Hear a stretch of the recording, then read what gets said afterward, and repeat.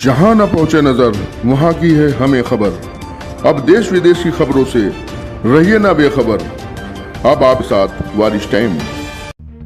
Hello दोस्तों, आज है 1 अक्टूबर 2025 दिन बुधवार का। हिंदी तिथि आश्विन शुक्ल पक्ष नवमी तिथि। और आइए बात करते हैं आज के मुख्य समाचार, बड़ी खबरें, देश और दुनिया का ताजा अपडेट लेकर हाजिर हो गए हैं। आज का ये वीडियो भी बहुत ही ज्यादा स्पेशल होने वाला है। आज नए महीने की शुरुआत हो रही है और देश में कई बड़े बदलाव भी लागू होने वाले हैं। किसान भाइयों के लिए, सरकारी कर्मचारियों के लिए, पढ़ने वाले बच्चों के लिए, बड़े बुजुर्गों के लिए, माताओं और बहनों के लिए और आम जनता से जुड़े कई महत्वपूर्ण फैसले जानेंगे। वीडियो दोस्तों कुल मिलाकर काम का और महत्वपूर्ण रहने वाला है, इसलिए पूरा वीडियो आप ध्यान से आखिर तक जरूर देखते रहिएगा, है ना। तो बिना टाइम विलंब के शुरुआत करते हैं आज की पहली बड़ी खबर। सबसे पहले तो आपको बताएं कि नवरात्रि के अंतिम दिन आज महानवमी की आपको ढेर सारी शुभकामनाएं, बहुत बहुत बधाइयां। 22 सितंबर 2025 से आरंभ हुई शारदीय नवरात्रि का समापन महानवमी तिथि को आज 1 अक्टूबर 2025 को हो रहा है और इस साल 10 दिन का नवरात्रि पर्व मनाया गया। महानवमी पर भी उपवास होता है, कन्या पूजन भी होता है। आप सभी दोस्तों और मित्रों को हमारी टीम की ओर से महानवमी पर्व पर ढेर सारी शुभकामनाएं, बहुत बहुत बधाइयां। खबरों की शुरुआत में आप पहली बड़ी खबर देखिए, बिना वजह होने वाले कमर दर्द का इलाज मिल गया है। वैसे तो दोस्तों कमर दर्द के बहुत सारे कारण हो सकते हैं, लेकिन ऐसा भी होता है कि ना कभी चोट लगी और ना ही कोई हड्डी या मांसपेशियों से जुड़ी कोई बीमारी हो,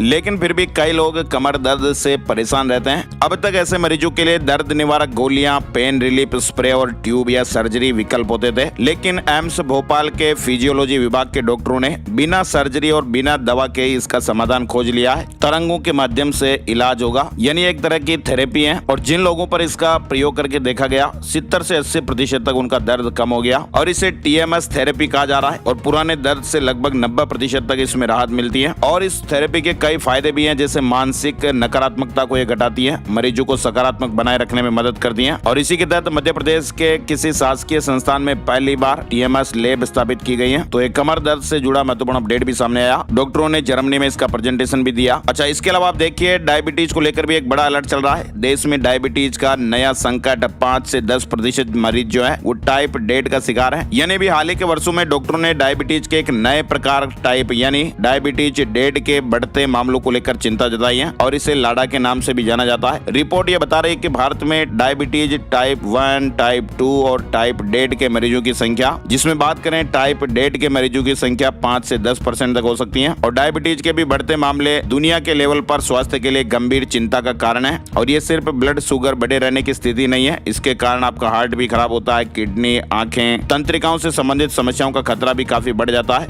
और भारतीय आबादी भी अब तेजी से इस खतरनाक रोग की चपेट में आने लगी है। और दोस्तों डायबिटीज के बढ़ते मामलों का आलम यह हो रहा है कि भारत को अब डायबिटीज कैपिटल तक कहा जाने लगा है। मेडिकल रिपोर्ट से पता चल रहा है कि देश में हर साल लाखों लोग डायबिटीज के नए मामले सामने आ रहे हैं। और इसमें भी चौंकाने वाली बात यह हो रही है कि 20 से 40 साल की उम्र के लोग इसमें सबसे ज्यादा प्रभावित हो रहे हैं। स्वास्थ्य विशेषज्ञ गड़बड़ जीवन शैली, तनाव, आहार में गड़बड़ी, नींद और शारीरिक गतिविधियों में कमी को इसका सबसे बड़ा कारण मान रहे हैं। और डायबिटीज वैसे भी कई प्रकार की होती है, आपको मालूम ही है। जो मेन डायबिटीज का टाइप है वो है टाइप 1 और फिर आता है टाइप 2। और नॉर्मली हम ये समझते हैं कि जिन लोगों में जन्मजात डायबिटीज की प्रॉब्लम है वो टाइप 1 है और जिन लोगों में टाइप 2 डायबिटीज है, मतलब ऐसे लोगों में पहले डायबिटीज था नहीं, लेकिन बाद में वो लापरवाही के कारण हो गया या शारीरिक कुछ कारण रहे, इसकी वजह से उनको डायबिटीज हो गया, तो ऐसे लोग टाइप 2 डायबिटीज की श्रेणी में बताए जाते हैं। लेकिन अभी हाल ही के वर्षों में डॉक्टरों ने डायबिटीज के एक और नए प्रकार टाइप डेड यानी 1.5 के बढ़ते मामलों को लेकर चिंता जताई है। अच्छा, इसके अलावा आपको बताएं डायबिटीज मरीजों के लिए एक राहत भरी खबर भी सामने आ रही है। ओजेम्पिक नाम की दवा को भारत में मंजूरी मिल गई है। भारत के दवा नियामक CDSCO ने टाइप 2 डायबिटीज से जूझ रहे वयस्क मरीजों के लिए इस नई दवा को मंजूरी दे दी है। डेनमार्क की कंपनी नोवो नार्डिस्क ने इसे बनाया है और यही कंपनी इसे भारत में लॉन्च करेगी। और ये दवा हफ्ते में एक बार इंजेक्शन के रूप में ली जाती है और आपके ब्लड शुगर को काफी हद तक ये कम करेगी और वजन घटाने में भी मदद करेगी। यानी इस दवा से हफ्ते में एक बार इंजेक्शन लगेगा और वजन कम करेगी, ब्लड शुगर भी कंट्रोल करने में कारगर रहेगी। भारत में टाइप 2 डायबिटीज के लिए ओजेम्पिक को भी मंजूरी मिल गई है। और एक और अलर्ट करने वाली खबर आप देखिए, भारत में 3.5 करोड़ लोगों को अस्थमा की बीमारी है। अस्थमा में इन्फ्लेमेशन के कारण फेफड़ों की सांस लेने की नली प्रभावित होती है और इसके कारण सांस लेना मुश्किल हो जाता है और कई बार तो रोज के सामान्य कामकाज में भी काफी मुश्किल होने लगती है, शरीर कमजोर कमजोर कमजोर लगता है, सांस फूलती है और मौसम में थोड़ा सा भी बदलाव देखने को मिला नहीं कि शरीर बिल्कुल काम करना ही बंद कर देता है, काफी परेशानियां उठानी पड़ती है। तो ऐसा अनुमान है कि भारत में करीब 3.5 करोड़ लोग इस अस्थमा की बीमारी से भी प्रभावित हैं और इसमें बच्चों से लेकर बड़े तक शामिल हैं। भारत अस्थमा के दुनिया भर में 13% मामलों का हिस्सा है और यहाँ पर मौत की दर भी ज्यादा है। और वैसे भी अस्थमा कोई नई बीमारी तो है नहीं, इसे समझना और मैनेज करना बहुत जरूरी है। कई बार लोग इसे सामान्य सर्दी खांसी जुकाम समझकर नजरअंदाज कर देते हैं, जो कि गलत है। अस्थमा फेफड़ों की एक क्रोनिक डिजीज है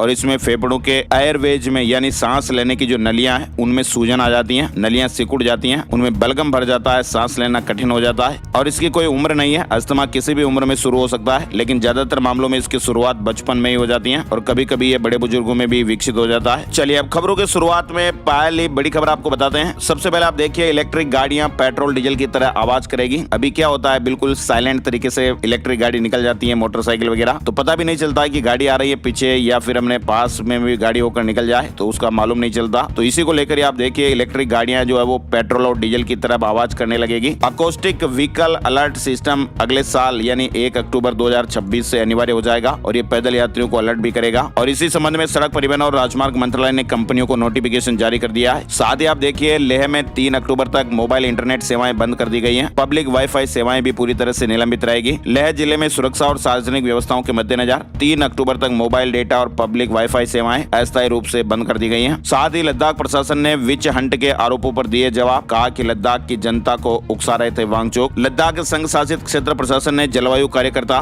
सोनम वांगचुक पर भड़काऊ बयानबाजी और जनता को उकसाने के आरोप लगाते हुए एक प्रेस विज्ञप्ति जारी की है। यानी देश में वांगचुक को लेकर जिस तरह से एक इकोसिस्टम सरकार पर सवाल उठा रहा है, उन सभी विषयों को लद्दाख प्रशासन ने स्पष्ट किया है। वहीं आपको बताएं, आज आरएसएस के शताब्दी समारोह में शामिल होंगे प्रधानमंत्री नरेंद्र मोदी। पीएम मोदी आज दिल्ली में राष्ट्रीय स्वयंसेवक संघ आरएसएस के शताब्दी समारोह में मुख्य अतिथि के रूप में भाग लेंगे और इस साल विजयादशमी से लेकर 2026 विजयादशमी तक संघ शताब्दी वर्ष मनाएगा। आरएसएस के 100 साल होने पर देश में 7 प्रोग्राम स्वयंसेवक घर घर जाकर संघ के बारे में बताएंगे। मोहन भागवत विदेश भी जाएंगे। आरएसएस इस साल दशहरा से अपना शताब्दी वर्ष कार्यक्रम भी शुरू करेगा। 2 अक्टूबर 2025 से 20 अक्टूबर 2026 तक देश भर में 7 बड़े कार्यक्रम आयोजित होंगे। इधर आपको बताएं, दिल्ली से बड़ी खबर आ रही है। वीके मल्होत्रा के निधन पर दिल्ली में एक दिन का राजकीय शोक रहेगा। दिल्ली सरकार ने भाजपा के वरिष्ठ नेता और दिल्ली के प्रथम मुख्य कार्यकारी पार्षद और दिल्ली बीजेपी के प्रथम अध्यक्ष प्रोफेसर विजय कुमार मल्होत्रा के निधन पर एक दिन का यानी बुधवार के दिन का राजकीय शोक की घोषणा की है। मुख्यमंत्री रेखा गुप्ता ने प्रोफेसर मल्होत्रा के निधन पर गहरा शोक भी व्यक्त किया है। साथ ही आप देखिए, जीएसटी घटने से कार की जो बिक्री है वो 133% बढ़ी है।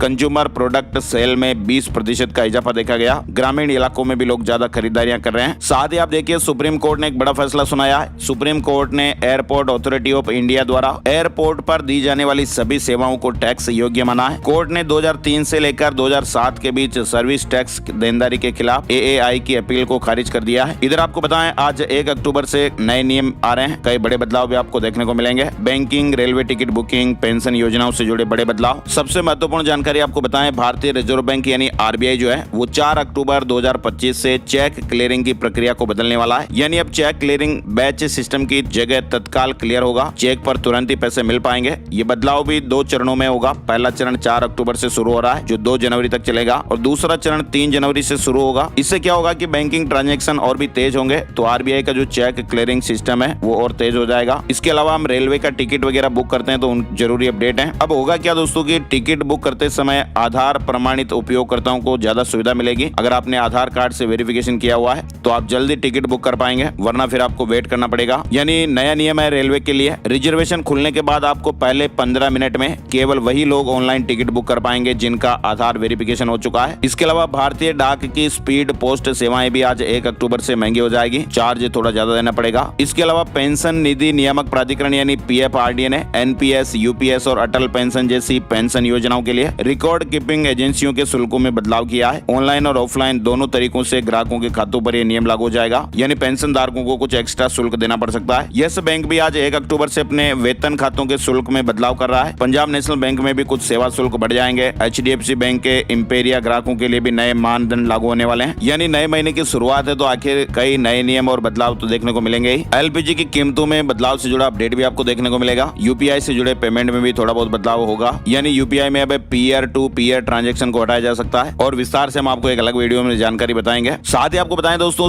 स्मॉल सेविंग स्कीम की जो ब्याज दरें हैं उनमें कोई भी बदलाव नहीं हुआ है। लगातार 7वीं तिमाही में ब्याज दरें अपरिवर्तित रही हैं। पीपीएफ पर आपको 7.1% का ब्याज मिलता रहेगा। सरकार ने अक्टूबर से दिसंबर तिमाही के लिए जो स्मॉल सेविंग स्कीम है जैसे public provident fund PPF, post office में एफडी, सुकन्या समृद्धि योजना, एनएससी यानी नेशनल सेविंग सर्टिफिकेट, इस तरह के जो स्कीम है इनकी ब्याज दरों में कोई भी बदलाव नहीं किया है। 30 सितंबर को वित्त मंत्रालय ने नोटिफिकेशन जारी कर इस बात की जानकारी दी। इसके अलावा आप देखिए 1 अक्टूबर से लागू हो रही India EFTA trade deal, Swiss घड़ियां, चॉकलेट और हीरे तक सस्ते हो जाएंगे। 1 अक्टूबर से भारत और EFTA यानी आइसलैंड, लिechtenstein, नॉर्वे, स्विट्जरलैंड के बीच फ्री ट्रेड डील शुरू होने जा रही है और इस डील से भारत को 15 साल में $100 अरब का निवेश मिलेगा। कई सारे प्रोडक्ट सस्ते होंगे। साथ ही इंडियन ओवरसीज बैंक ने अपने बचत खातों में न्यूनतम राशि यानी मिनिमम एवरेज बैलेंस की जो अनिवार्यता है उसको आज 1 अक्टूबर से खत्म करने का फैसला किया है। सार्वजनिक क्षेत्र के इंडियन ओवरसीज बैंक ने भी सेविंग बैंक अकाउंट में न्यूनतम निर्धारित राशि नहीं रखने पर लगने वाले शुल्क को आज 1 अक्टूबर से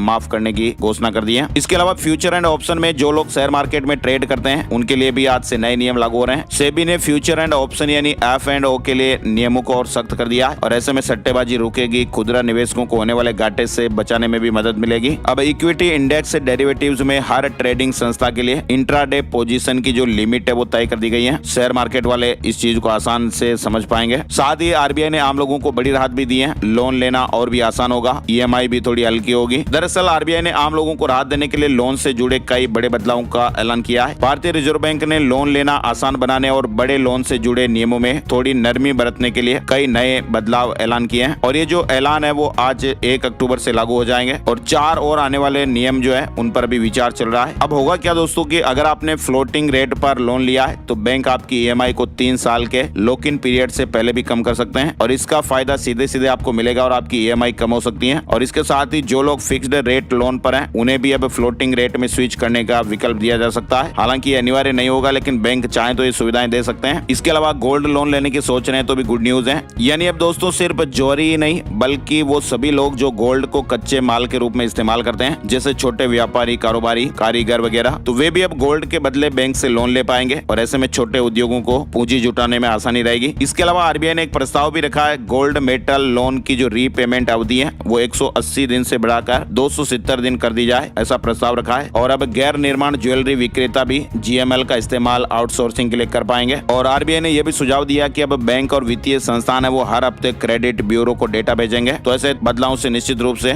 बड़ा इफेक्ट देखने को मिलेगा। और सबसे जरूरी अपडेट आप देखिए, गृह मंत्रालय ने NGO के लिए सख्त आदेश जारी किए हैं। समय खत्म होने से 4 महीने पहले ही लाइसेंस रिन्यूअल के लिए अप्लाई करना पड़ेगा। और तो और आप देखिए केंद्रीय कर्मचारियों के लिए बोनस का ऐलान भी हो गया है। दिवाली से पहले 6,908 का बोनस मिलेगा। केंद्र सरकार ने केंद्रीय कर्मचारियों को दिवाली पर बोनस देने का ऐलान कर दिया है। एक आदेश जारी कर वित्त मंत्रालय ने इस बात की जानकारी दी। केंद्रीय कर्मचारियों के लिए 30 दिन के प्रोडक्टिविटी लिंक्ड बोनस यानी PLB को मंजूरी दी गई है। ग्रुप C और नॉन गेजेटेड ग्रुप B कर्मचारियों को 2024-25 के लिए 30 दिन की सैलरी के बराबर एडोक बोनस दिया जाएगा और ये बोनस की जो राशि है वो 6,908 रुपए तय की गई है। अच्छा, ये बोनस का फायदा किसे मिलेगा? तो 31 मार्च 2025 तक नौकरी में रहने वाले कर्मचारी जिन्होंने 6 महीने लगातार काम किया वो बोनस के हकदार होंगे। और अगर कोई कर्मचारी पूरे साल काम नहीं कर पाया तो फिर उसके काम किए गए महीनों के हिसाब से बोनस मिलेगा। इधर आप देखिए यूपीएस को लेकर भी अपडेट है। केंद्रीय कर्मचारी अब 30 नवंबर तक यूपीएस का विकल्प चुन सकते हैं। वित्त मंत्रालय ने समय सीमा बढ़ा दी है। एकीकृत पेंशन योजना यानी यूपीएस चुनने की जो लिमिट है, समय सीमा, वो अब 30 नवंबर तक बढ़ा दी गई है। पहले ये 30 सितंबर लास्ट डेट थी। अच्छा, इसके अलावा आप देखिए दिल्ली के मुखर्जी नगर स्थित सिग्नेचर व्यू अपार्टमेंट को खाली करने के हाई कोर्ट के आदेश के बाद नगर निगम ने निवासियों को 12 अक्टूबर तक का समय दिया है। निगम ने बिजली और जल बोर्ड को 13 अक्टूबर को आपूर्तियां बंद करने के आदेश दे दिए हैं। यानी 12 तारीख तक सिग्नेचर व्यू अपार्टमेंट खाली नहीं करते हैं तो फिर बिजली पानी आपूर्ति काट दी जाएगी। असुरक्षित घोषित इमारत को खाली कराने की अब प्रक्रिया तेज हो गई है, जिसमें अब तक 220 फ्लैट खाली हो चुके हैं। साथ ही दिल्ली में अक्टूबर से नया ग्रेडेड रेस्पॉन्स एक्शन प्लान लागू होगा। AQI 200 पार होते ही पाबंदियां लगनी शुरू हो जाएगी। अच्छा, बिहार को लेकर भी अपडेट आ गया है। बिहार में जो SIR की फाइनल लिस्ट है वो जारी हो गई है। चुनाव आयोग ने बिहार में SIR की फाइनल लिस्ट मंगलवार को जारी कर दी। बिहार में अब कुल वोटर्स की संख्या 7 करोड़ 42 लाख हो गई है। बताया जा रहा है कि फाइनल लिस्ट में 69,29,000 नाम काटे गए हैं और 21,53,000 नए नामों को जोड़ा गया है। चलिए, बड़ी खबर आप देखिए, चीनी हैकर्स के एक ग्रुप ने दुनिया के विदेश मंत्रियों के ईमेल सर्वर को हैक कर दिया है। साइबर सिक्योरिटी फर्म पालो आल्टो नेटवर्क्स की रिसर्च टीम ने यह खुलासा किया है। वहीं भारतीय महिला टीम ने वनडे वर्ल्ड कप का का पहला मैच जीत लिया है। श्रीलंका को 59 रन से हराया। दीप्ति शर्मा का ऑलराउंड प्रदर्शन अच्छा रहा। अमनजोत की 50 भी रही। कुल मिलाकर भारतीय महिला टीम ने विमेंस वनडे वर्ल्ड कप में जीत से शुरुआत की है और इस बात के लिए बेटियों के लिए एक लाइक तो जरूर बनता है। टीम ने मंगलवार को ओपनिंग मैच में श्रीलंका को 59 रन के बड़े अंतर से हरा दिया। इसके अलावा आप देखिए कॉलेजों के 5000 गेस्ट लेक्चरर्स की जो नौकरी है वो खतरे में है। यूजीसी ने कहा कि क्वालिफिकेशन जरूरी है। पीएचडी के लिए 3 साल का समय मिल सकता है। इधर तमिलनाडु के करूर में भगदड़ के 2 दिन बाद एक्टर विजय थलपति ने मंगलवार को कहा, क्या सीएम स्टालिन बदला लेने की कोशिश कर रहे हैं? हमने कुछ गलत नहीं किया। अगर बदला लेना है तो मेरे पास आओ, मैं घर में मिलूंगा या ऑफिस में। उन्होंने कहा कि मेरी पार्टी के पदाधिकारियों को पुलिस ने गिरफ्तार कर लिया है और मैं सीएम से अपील करता हूं कि कृपया मेरी पार्टी के पदाधिकारियों को नुकसान न पहुंचाए। विजय ने आगे कहा कि जल्द ही हर सच्चाई सामने आ जाएगी। उन्होंने कहा कि मुझे इस घटना पर खेद है। हम राजनीतिक यात्रा पर हैं और इस पर हम मजबूती और हिम्मत से आगे बढ़ेंगे। ये तो आपको मालूम ही होगा, तमिल एक्टर विजय की पॉलिटिकल पार्टी टीवीके की चुनावी रैली में 27 सितंबर का शाम एक बड़ी भगदड़ मची और उसमें 41 लोग मारे गए थे। 51 लोग अभी भी आईसीयू में भर्ती हैं। इसके अलावा देखिए आप, तालिबान ने अफगानिस्तान में इंटरनेट सर्विस बंद कर दी है। मोबाइल नेटवर्क भी ठप कर दिया गया है। अनैतिकता रोकने के लिए फैसला लिया। तालिबान ने सोमवार से पूरे अफगानिस्तान में इंटरनेट और मोबाइल नेटवर्क सेवाएं बंद कर दी हैं। चलिए आगे बढ़ते हैं। बड़ी खबर देखिए, भारत का रूसी तेल खरीदना गर्व का प्रतीक है। इंडिया दौरे से पहले रूस के विदेश मंत्री जी ने बड़ा बयान दिया, डोनाल्ड ट्रंप पर निशाना साधा।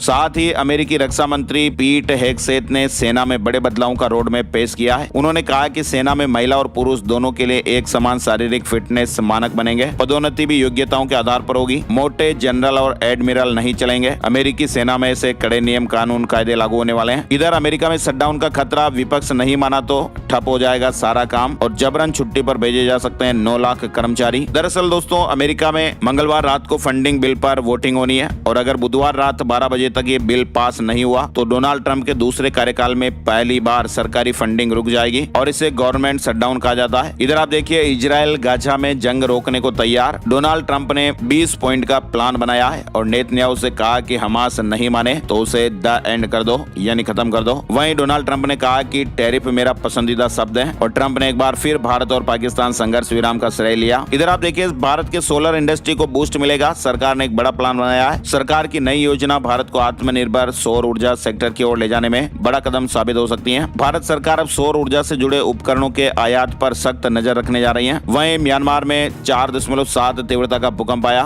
भारत के भी कई राज्यों में धरती हिली। इस भूकंप के झटके मणिपुर, नागालैंड और असम समेत भारत के कई इलाकों में महसूस किए गए और इस भूकंप की तीव्रता रिएक्टर स्केल पर 4.7 मापी गई। फिलीपींस के बोहोल प्रांत में 6.9 तीव्रता का भूकंप आया और लोग जान बचाकर घरों से बाहर भागने लगे। इधर आप देखिए, चेन्नई में थर्मल प्लांट का एक 30 फीट ऊंचा स्लैब गिर गया और हादसे में 9 मजदूरों की जानें चली गई। मंगलवार शाम को यह बड़ी घटना हो गई। अमेरिका की कंपनी डोरडेश ने डॉट नाम का एक ऐसा रोबोट पेश किया है जो बिना किसी ड्राइवर के तेज और सुरक्षित तरीके से खाना घर तक पहुंचाएगा। यानी अब रोबोट खाना डिलीवरी करेगा। ये रोबोट व्यस्त सड़कों, पार्किंग लॉट और फुटपाथ पर अपने आप नेविगेट करके ग्राहकों तक खाना पहुंचाएगा। तो आने वाले समय में टेक्नोलॉजी किस तरह की दर, किस तरह की स्पीड से आगे बढ़ रही है, ये आप नमूने देख सकते हैं। बड़ी खबर आ रही है, प्रतियोगी परीक्षाओं में भी इससे जुड़ा सवाल निश्चित रूप से बनेगा। दरअसल दोस्तों, इंटरनेट जो हम चलाते हैं जैसे गूगल, क्रोम, ओपेरा वगैरह, तो इसी को लेकर अपडेट है। ब्राउजर बनाने वाली जो कंपनी है ओपेरा, उसने अपना एक नया एआई आधारित ब्राउजर नियोन लॉन्च किया है और ये ब्राउजर इसलिए भी खास है क्योंकि इसमें यूजर एआई प्रॉम्प्ट की मदद से छोटे छोटे ऐप भी बना सकते हैं और बार बार इस्तेमाल होने वाले प्रॉम्प्ट को कार्ड्स फीचर में सेव भी कर पाएंगे। पाकिस्तान के क्वेटा में बम ब्लास्ट से 10 लोगों की जानें चली गई, 32 लोग घायल बताए गए। व्हाट्सएप को टक्कर दे रहा स्वदेशी मैसेजिंग ऐप अराटाई, 4 दिन में 10 लाख से ज्यादा लोगों ने इसे डाउनलोड किया है। राजस्थान के कोटा में विश्व का सबसे ऊंचा रावण तैयार हुआ है। एशिया बुक और इंडिया बुक ऑफ रिकॉर्ड में नाम दर्ज होगा। 44 लाख रुपए के करीब लागत आई है। कोटा का 132वां राष्ट्रीय दशहरा मेला 2025 इतिहास रचने के लिए तैयार है। चलिए बड़ी खबर देखिए आप, देश में मानसून सीजन लगभग खत्म होने के कगार पर है। सामान्य से 8% ज्यादा बारिश देखने को मिली है। अक्टूबर में भी कई इलाकों में फिलहाल भारी बारिश का दौर है वो जारी रहेगा। हिमाचल प्रदेश में भी वेस्टर्न डिस्टर्बेंस एक्टिव हो रहा है। 4 अक्टूबर से बारिश की गतिविधियां देखने को मिलेगी। इधर महाराष्ट्र में बारिश और बाढ़ से तबाह किसानों को 3-4 दिनों में मुआवजा मिलने लगेगा। सरकार ने प्रक्रिया तेज कर दी है। 3-4 दिनों में किसानों को मुआवजा मिल जाएगा। उत्तराखंड से बड़ी खबर है, सीएम धामी का पीडब्ल्यूडी को डेडलाइन। उत्तराखंड की सभी सड़कें 31 अक्टूबर तक गड्ढा मुक्त होनी चाहिए। मानसून में क्षतिग्रस्त सड़कों की मरम्मत को भी प्राथमिकता दी जाए। गुणवत्ता पर भी विशेष ध्यान रखा जाए। उत्तराखंड में उपभोक्ता आयोग का एक चौंकाने वाला फैसला भी सामने आया है। टाटा मोटर्स को बड़ी राहत मिली है। दरअसल कोई मामला था और पीड़ित उपभोक्ता को नहीं माना गया क्योंकि क्योंकि उन्होंने टाटा विंगर मैक्स वैन को व्यावसायिक रूप से इस्तेमाल किया था और आयोग ने पाया कि वाहन में तकनीकी खराबी लापरवाह ड्राइविंग के कारण हुई और आयोग ने टाटा मोटर्स के पक्ष में फैसला सुनाया है क्योंकि वाहन का व्यावसायिक उपयोग किया गया था। इधर